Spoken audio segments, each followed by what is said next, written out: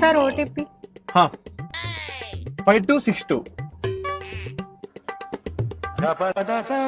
Sir మీరేమనుకోకపోతే మా నాన్నగారికి call చేసుకోవచ్చా? చేసుకోండి.